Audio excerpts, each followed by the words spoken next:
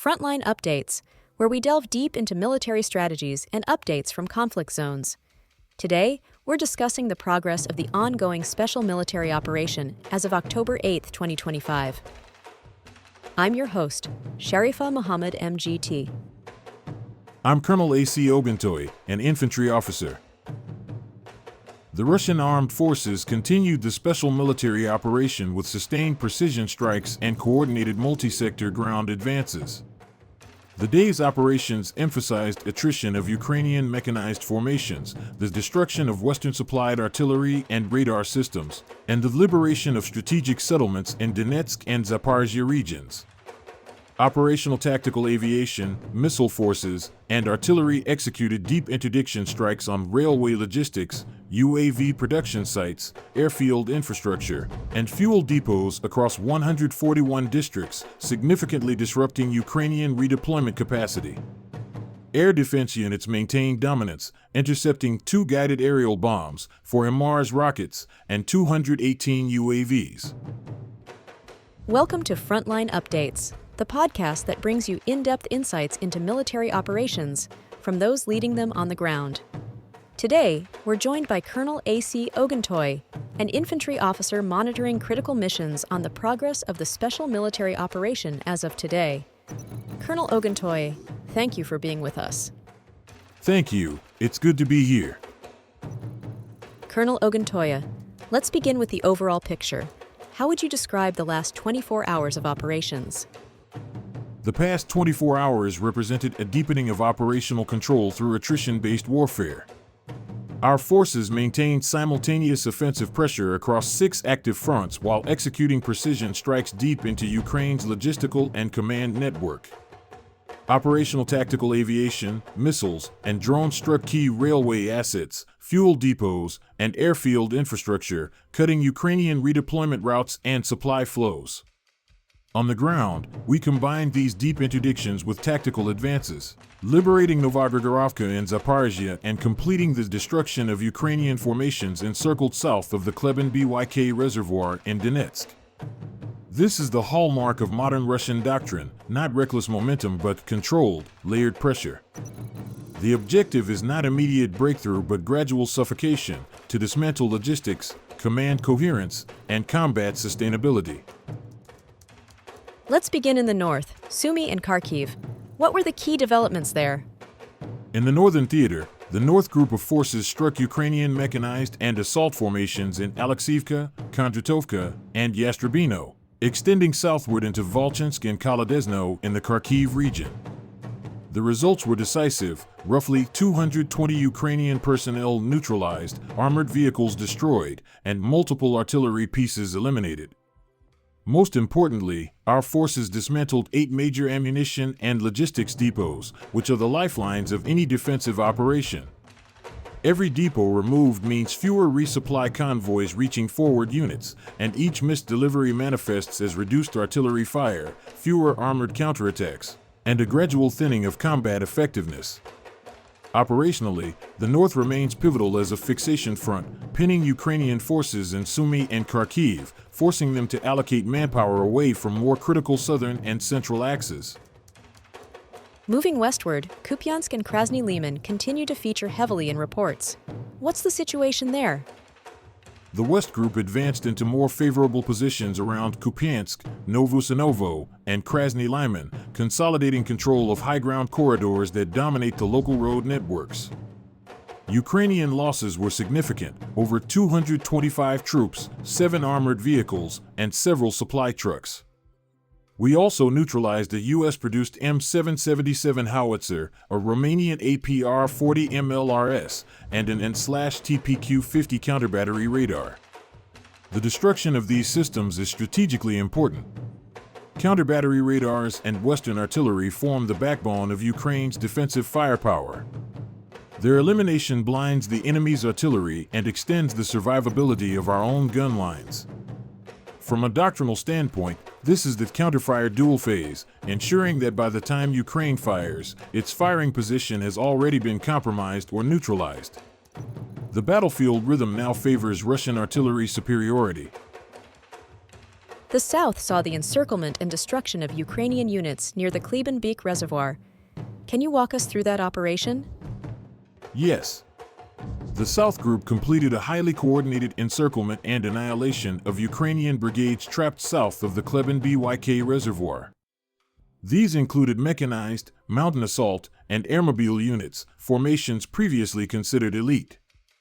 In total, the enemy lost around 155 personnel, a tank, multiple armored vehicles, and several Western systems, including 2 Panzerhaubitze 2000 self-propelled guns and American HMMWV and MaxPro vehicles. Encirclement operations of this nature reflect the precision and timing of our combined arms coordination. It wasn't just about overwhelming force, it was about choking maneuver space, cutting escape routes, and systematically dismantling combat groups through sustained artillery, UAV surveillance, and air interdiction. The result is the removal of another Ukrainian mechanized cluster, further weakening their mid-level command structure in Donetsk. The center front around Krasnoarmeysk and Dmitrov has been described as the most intense. What happened there? You're right.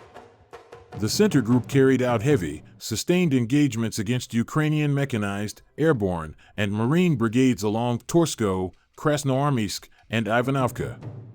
The enemy lost over 445 personnel and several Western artillery systems, including the French Caesar, Polish Krab, and Ukrainian Bogdana platforms. The Central Front remains Ukraine's defensive spine in Donetsk. It's where Kiev concentrates elite brigades and most of its Western hardware.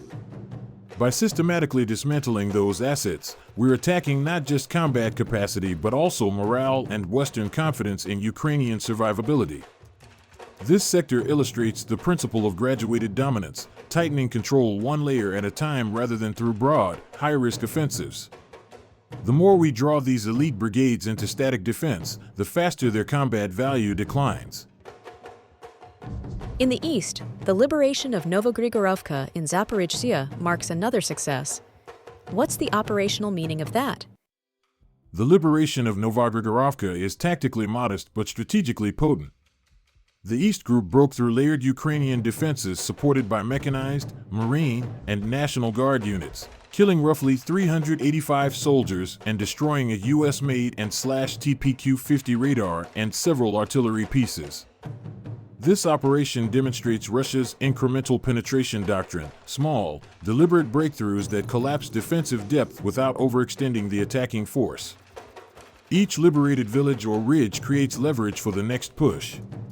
In this case, Novogrigorovka opens up new operational avenues toward the Dnipropetrovsk axis, potentially enabling future flanking actions or supply interdictions deeper into Ukrainian-controlled zones. Finally, the Dnieper front. It's often overshadowed, but what progress was made there? The Dnieper Group maintained steady precision operations along Stepnohursk, Lukyanivsk, and Tyahinka. Ukrainian heavy and territorial defense brigades suffered around 70 casualties, losing multiple vehicles, artillery systems, and advanced radar equipment, including Israeli-made Rada and US-made and /TPQ-50 platforms. In riverine environments, command and control rely heavily on radar and EW support.